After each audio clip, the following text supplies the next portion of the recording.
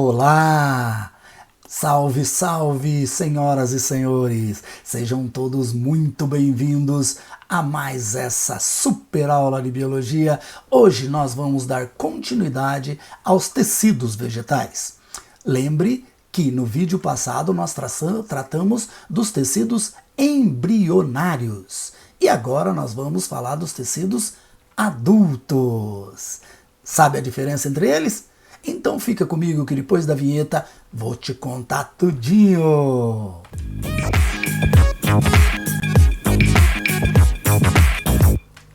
Isso daí, vamos lá então, rapidamente, sem perder tempo, vamos hoje falar dos tecidos vegetais adultos.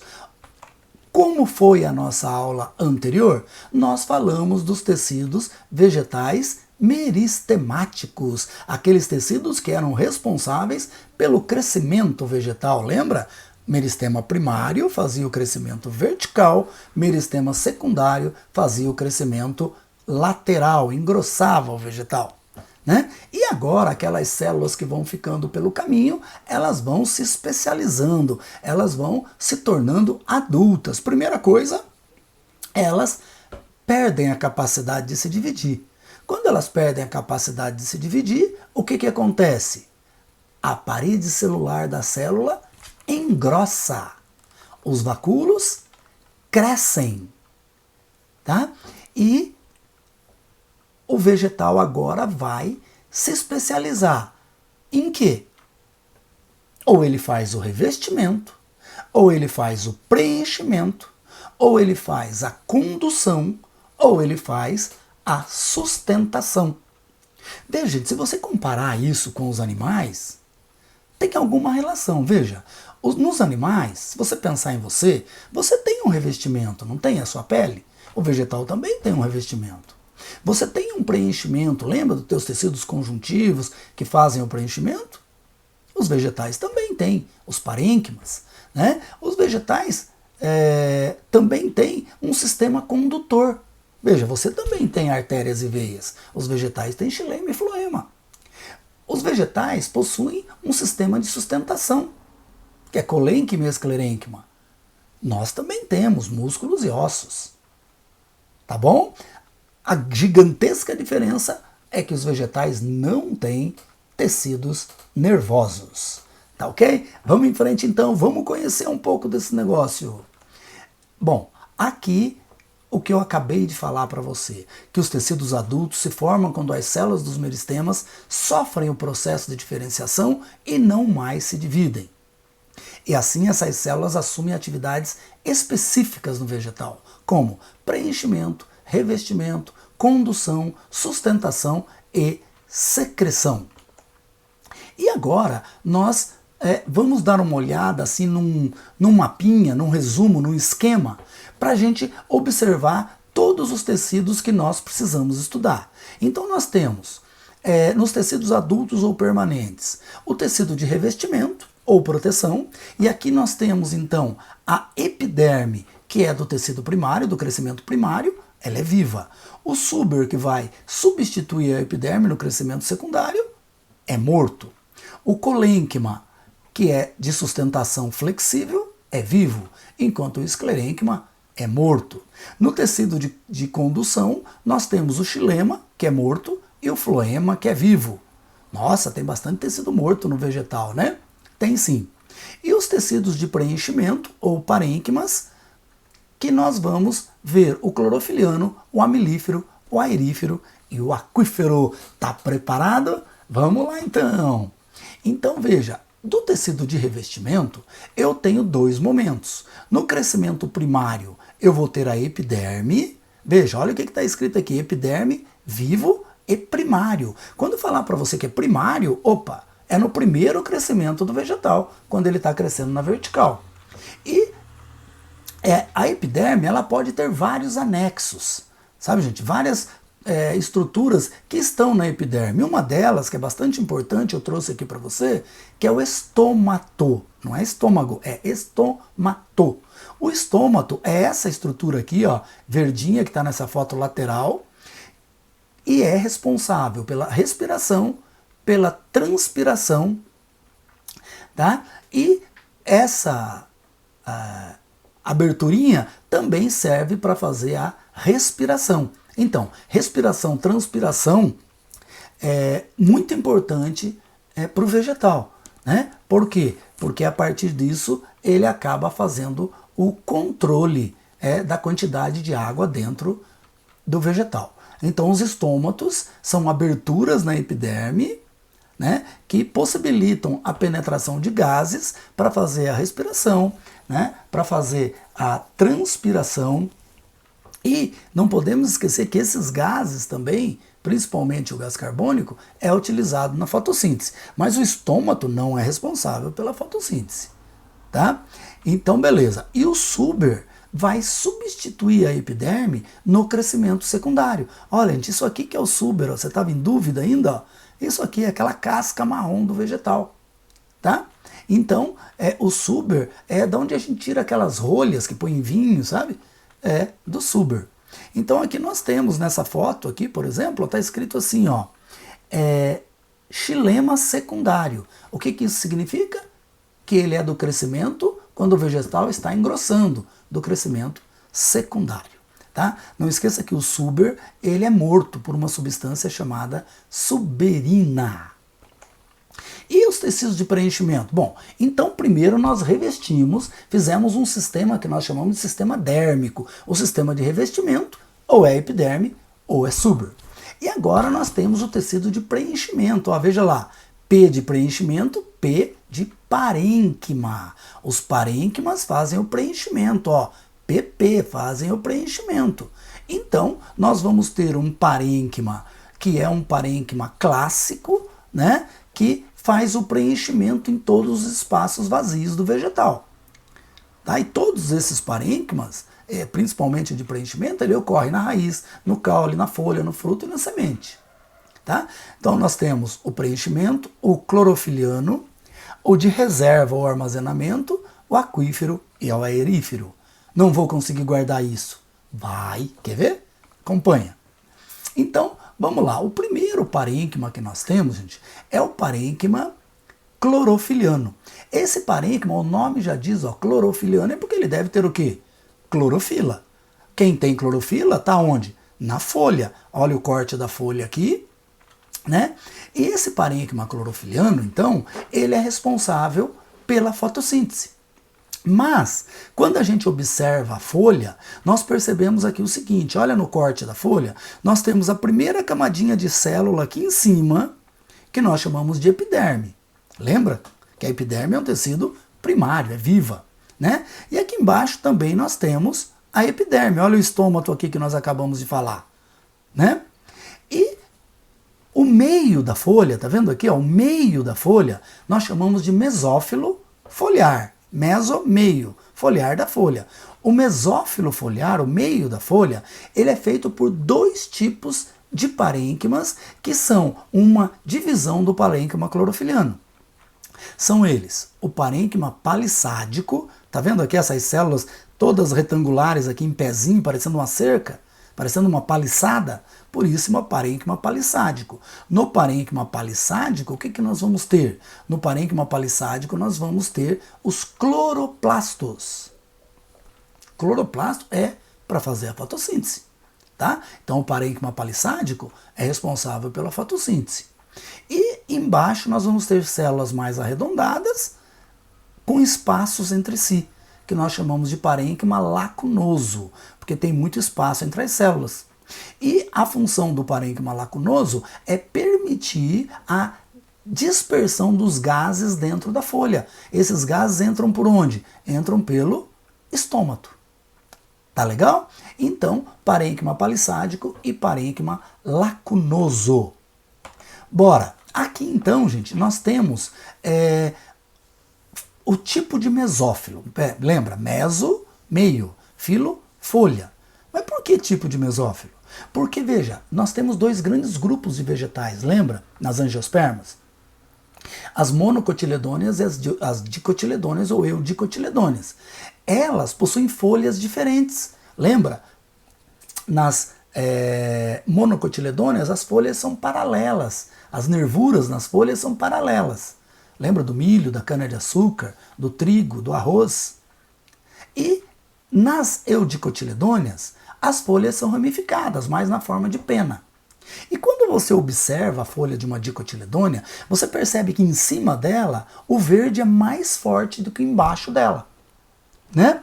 E nas monocotiledôneas não, os dois lados da folha têm o mesmo verde. Por quê? Porque nas folhas de dicotiledônea eu tenho a epiderme, o parênquima palissádico, o parênquima lacunoso, aqui na nervura estão os vasos condutores de seiva. Então esse mesófilo ele não tem duas partes iguais. Então eu chamo ele de mesófilo assimétrico. Olha aqui na foto, ó, parênquima palissádico, parênquima lacunoso e aqui os vasos condutores de seiva. Então por isso a parte de cima é mais verde que a parte de baixo. Por quê? Porque a concentração de cloroplastos está ali. Quando você olha uma monocotiledônea, na monocotiledônea, que é o caso do milho, você vai ter dois parênquimas palissádicos. Olha aqui, ó, parênquima palissádico em cima, parênquima palissádico embaixo. Então esse mesófilo é um mesófilo simétrico. Então é possível você identificar as mono e as dicotiledôneas apenas pelo mesófilo foliar. Tá ok?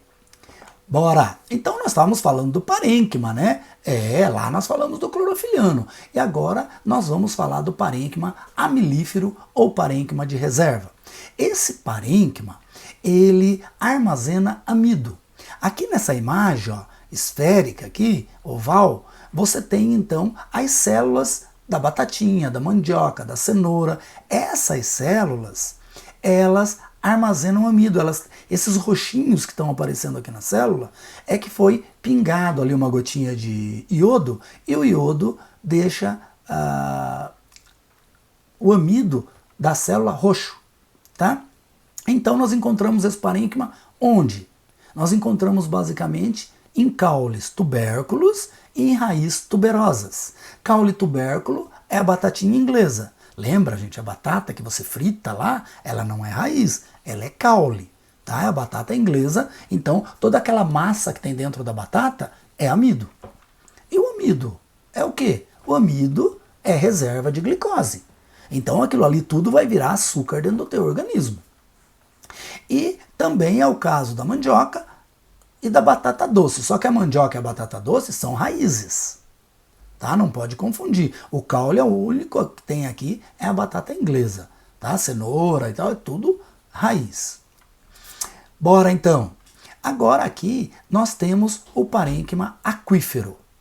O que é o parênquima aquífero? Normalmente a pessoa pensa assim, no parênquima aquífero armazena água. Não. O parênquima aquífero, ele faz reserva de água em que tipo de vegetal? Nos vegetais que vive em clima seco, não em vegetais aquáticos. Armazena água sim, né? Eu falei que não, armazena água sim, mas não em plantas aquáticas. Armazena água em plantas que nós chamamos xerófitas, plantas de clima seco. Tipo quem? O cacto, a barricuda. Tá? Então, xeros quer dizer seco, fitos, vegetal. Então, lá na caatinga, por exemplo, esses vegetais, eles têm as folhas transformadas em espinhos e tem um tecido que armazena água, porque o clima é muito seco. E por último, nós temos o parênquima aerífero. Agora sim, no parênquima aerífero, nós vamos armazenar, o vegetal vai armazenar ar. Por quê? Porque a planta tem que flutuar. Então você não pode confundir, ó, o aquífero não é em planta aquática, o aquífero é em planta de clima seco.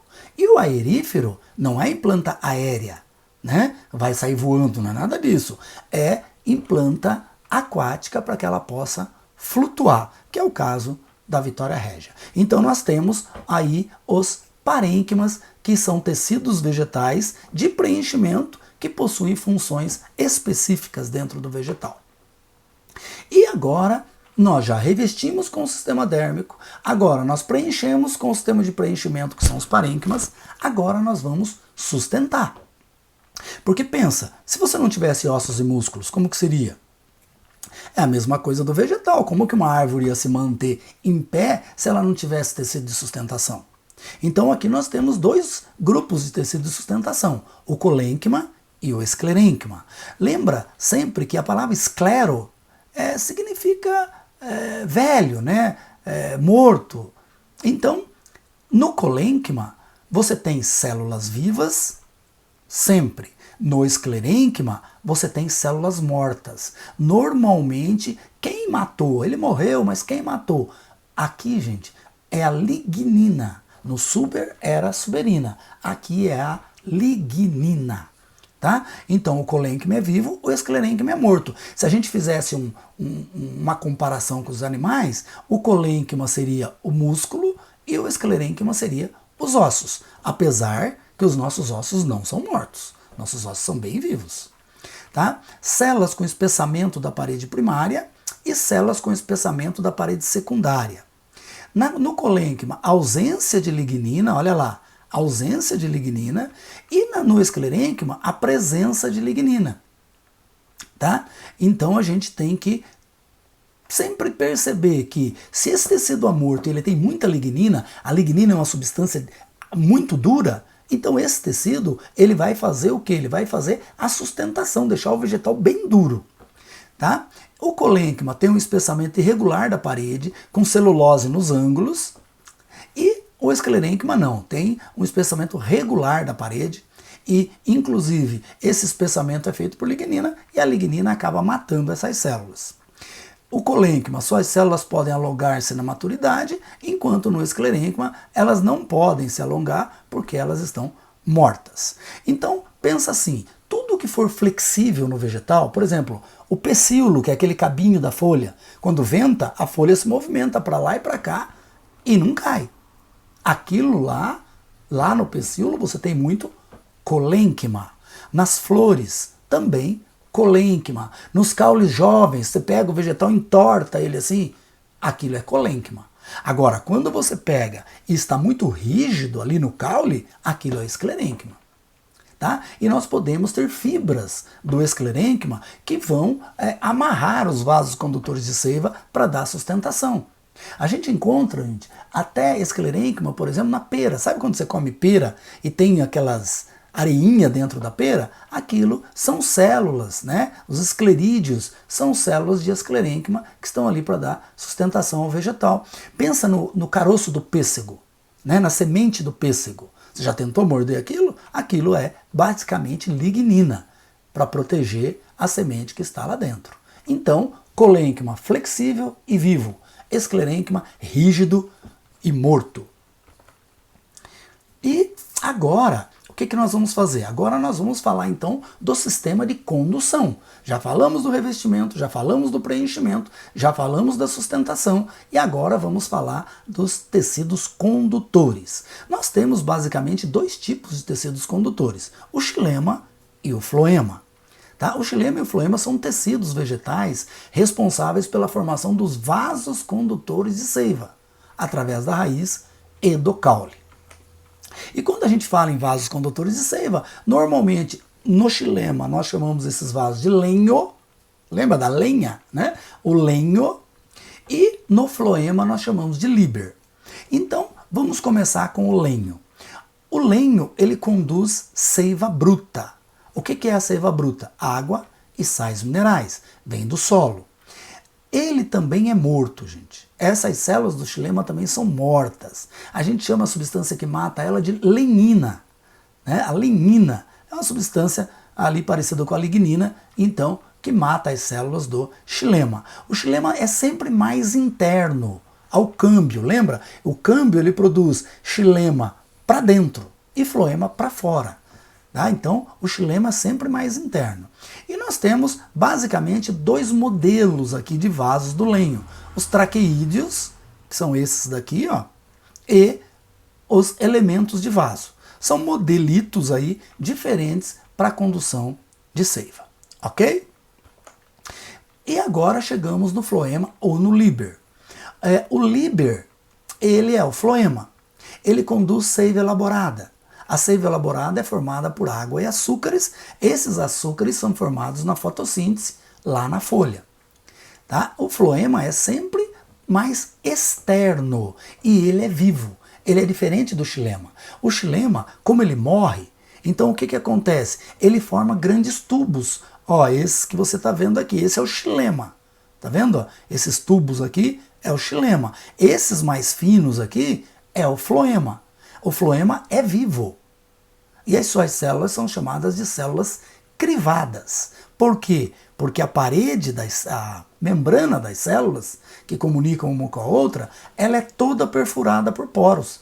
Então diz que ela está crivada, peneirada, furada.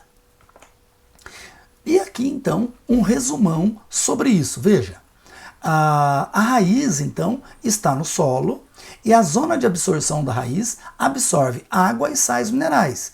Leva, sempre de baixo para cima, nunca o contrário, sempre de baixo para cima, os vasos lenhosos, o xilema.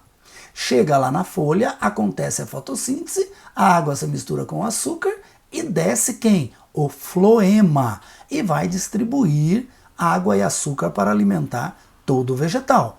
Então, veja, a água aqui está subindo no xilema, nessa foto à direita, e você vê aqui os vasos do xilema com as membranas toda perfuradinha.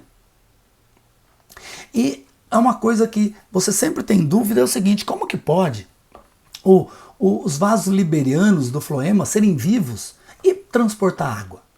Acontece, gente, que a célula liberiana, ela afasta todo o seu citoplasma, tá? Faz mais ou menos como essa célula aqui, ó. Ela afasta todo o seu citoplasma, tá? E forma um buraco dentro da célula por onde vai passar a água. E ela perfura suas membranas, a membrana fica toda perfurada, e essa membrana perfurada nós chamamos de placa crivada ou crivosa. Placa crivada. E aí, lógico, você vai me perguntar, eu tenho certeza, né? Tá, mas se a célula liberiana afastou seu citoplasma, eliminou muitas organelas, como é que ela faz para sobreviver? Aí é que está o segredo, gente. Ao lado dos vasos liberianos, olha aqui no desenho, ó, existem células chamadas células companheiras. Essas células companheiras, ou de companhia, elas assumem o metabolismo da célula liberiana. Então elas acabam fazendo muitas funções para manter a célula liberiana viva. Isso é muito importante lá para o vestibular, tá? As células liberianas são vivas e elas possuem a placa crivada, que é a membrana perfurada por poros para permitir a passagem da seiva elaborada, água e açúcar. Tá ok? Não vai esquecer isso, né? Para você não esquecer, eu trouxe aqui um comparativo. O xilema e o floema. O xilema conduz seiva bruta, o floema conduz seiva elaborada. O xilema tem os elementos condutores, que são os vasos condutores, os traqueídeos e os elementos de vaso. O floema, ele tem os tubos crivosos, que nós acabamos de falar, e as células são vivas. Xilema, célula morta. Floema, célula viva. E o xilema, por estar morto, ele não tem conteúdo celular. Ele é como se fosse aquele cano de esgoto, assim, tá? Só que a água sobe, né, do solo até a folha. E no floema nós temos células vivas. Então ele precisa das placas crivosas. A parede especiada com leinina, né, que acaba matando aí o xilema. E as células de companhia no floema, que são as células que fazem o metabolismo da célula liberiana. Tá ok? E aqui nós estamos finalizando e eu quero te mostrar uma experiência de um cientista chamado Malpighi, que ele fez o seguinte, o anel de Malpighi. Ele tirou um anel em volta do caule da árvore, tá? E o que aconteceu? Com o passar do tempo, essa parte de cima começou a ficar inchada, cheia, porque a seiva elaborada estava parando ali. E a parte de baixo, não recebendo mais água e açúcar, acaba matando a árvore. Então, quando você faz um anel retirando a casca, você acaba retirando o floema, porque ele é mais externo. E o xilema, como é mais interno, ele continua mandando água para as folhas. Tá? E o floema não consegue trazer água e açúcar para as raízes. E aí você acaba matando o vegetal. Tá? Aqui então, só mostrando para você essa imagem da raiz, para a gente entender. Lembrando aqui, gente, que a epiderme está por fora, né? Essa é a zona pilífera da raiz, esses pelinhos aqui na ponta não eram para estar aqui, porque aqui está a coifa, né? E a zona pilífera, então, ela absorve a água, tá certo? Ela absorve a água como? A água entra pelos pelinhos, por capilaridade, cai dentro das células e leva a água até o xilema. Quando a folha realiza a fotossíntese, a folha acaba ficando muito concentrada e atrai a água que está nos vasos condutores de seiva. No caso do xilema, essa água sobe por diferença de concentração, lembra? Sempre na osmose é de hipo para hiper. Como a folha está muito concentrada, ela é hipertônica, a água sobe para entrar na folha, porque a folha está perdendo água por respiração, por transpiração, né? E ainda tem a glicose lá dentro que foi feita na fotossíntese. Então a folha é muito concentrada, muito hipertônica. E aí forma uma coluna de água dentro do xilema e acaba entrando na folha. Conforme entra na folha, a água sobe no xilema e acaba indo do caule, do solo para a raiz. Essa é uma teoria chamada teoria de Dickson. Muitos alunos me perguntam, por exemplo, por que o cilindro central não fica encharcado, então. Gente, então é o seguinte, veja, nas dicotiledôneas, as células da endoderme, da raiz, que é essa camada de célula aqui que está em rosa, ó, essas células da endoderme, elas possuem aqui uma cinta de suberina. E essa cinta é como se fosse uma borracha vedante. A água só consegue passar por dentro da célula. A água não consegue molhar todo o vegetal. Por quê? Porque as estrias de Caspari, que é o nome dessa cinta de suberina, isolam o cilindro central, impedindo que o vegetal se encharque e apodreça. Isso nas dicotiledôneas. Mas nas monocotiledôneas, como o cilindro central ele é menos organizado, aqui nós vamos ter uma estrutura bem parecida, só que é feita de celulose, chamada células em U, ou espessamento em U, que também vai proteger aqui o cilindro central para que não aconteça esse encharcamento. Tá bom? Resumindo então, para a gente terminar hoje, que está ficando muito longo esse vídeo, veja, lembra, ó, olha, nós fizemos o corte de um caule e aqui você observa os meristemas secundários, ó, o felogênio é essa camadinha lilás, ele produz para fora o suber, para dentro a feloderme. Isso aqui junto forma a casca ou periderme.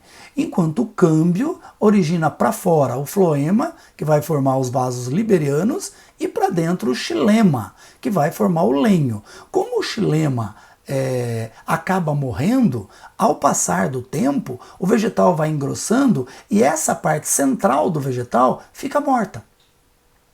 E é o que a gente chama de cerne.